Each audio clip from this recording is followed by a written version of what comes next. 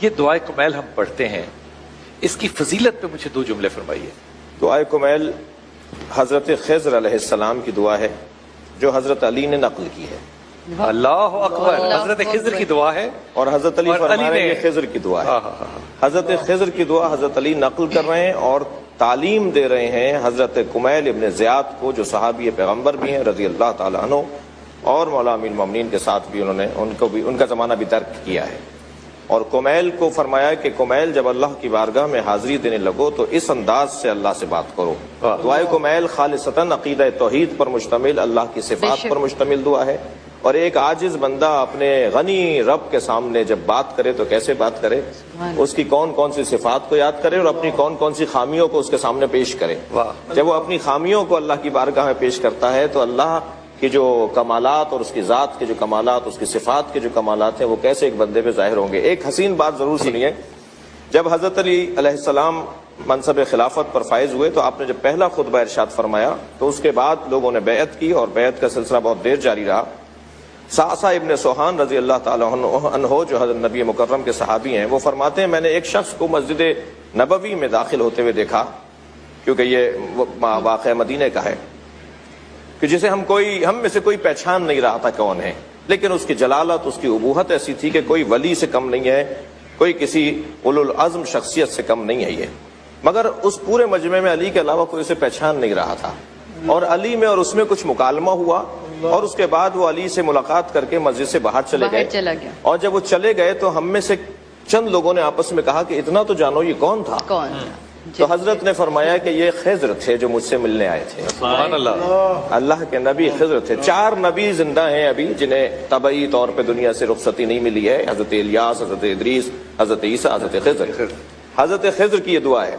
حضرت خضر کے بارے میں فرمایا خضر تھے تو مالک اشتر نے اور حضرت عمار یاسر رضی اللہ تعالی عنہما نے فرمایا کہ علی کیا مکالمہ ہوا وہ ہمیں بتائیے۔ جی، تو حضرت نے چند لوگوں کا انتخاب کیا صحابہ کرام میں سے، اور ان چند لوگوں کو وہ مکالمہ جو ہوا وہ بیان کیا، وہ سن لیجئے تین بات۔ جی جی، حضرت فرماتے ہیں کہ خضر میرے پاس آئے اور مجھے کہا کہ آپ کو اللہ نے عدل الہی کے نفاذ کا موقع دیا ہے، میں اس خوشی کے موقع پہ مبارکباد کے لیے آیا ہوں۔ سبحان اللہ۔ تو حضرت نے فرمایا، حضرت علی نے حضرت خضر سے فرمایا کہ خضر خوشی کا موقع ہے تو ہدیہ کیا ہے؟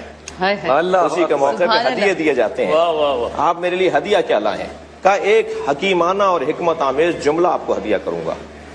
حضرت خضر نے مجھ سے کہا کہ ما احسنو تواضع الاغنیاء علی الفقراء خشیۃ باللہ، کتنا اچھا ہے کہ صاحبان ثروت لوگ فقراء کے سامنے عاجزی اور انکساری کے ساتھ حاضر ہوں اور پیش ہوں، خشیۃ باللہ، اللہ سے ڈرتے ہوئے۔ سبحان اللہ۔ یہاں بات ختم نہیں، مولا نے فرمایا کہ خضر نے کہا علی آپ تو خود ابو الحکم ہیں، آپ مجھے اس خوشی کے موقع پہ کوئی جملہ کہیے۔ تو میں نے خضر کو ایک جملہ ہدیہ کیا۔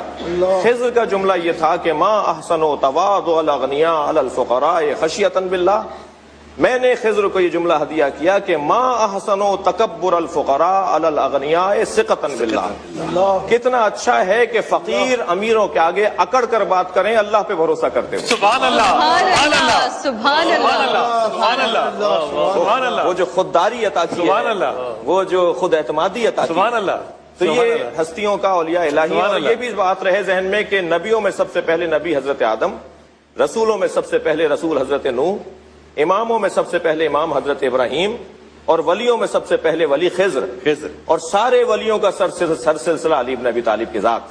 سبحان تو اللہ، یہ سبحان ولیوں کا اللہ، تعلق ہے۔ وہ جو قرآن مجید میں حضرت موسیٰ جبکہ بڑے نبی ہیں، صاحب شریعت ہیں، مگر حضرت خضر سے کہہ رہے ہیں مجھے شاگرد بنا لیں، جبکہ حضرت خضر قرآن کی آیات، جبکہ حضرت خضر جو ہے وہ حضرت موسیٰ کے برابر نبی نہیں ہے، مگر وہ ان کے استاد بن رہے ہیں، موسیٰ ان کے شاگرد بن رہے ہیں، اور وہ فرما رہے ہیں تم میں صبر نہیں ہے، تم میرے ساتھ نہیں چل سکو گے۔ اور آخر میں یہی ہوا کہ وہ 3 مرحلوں کے بعد حضرت موسیٰ کو حضرت خضر نے علیحدہ کر دیا۔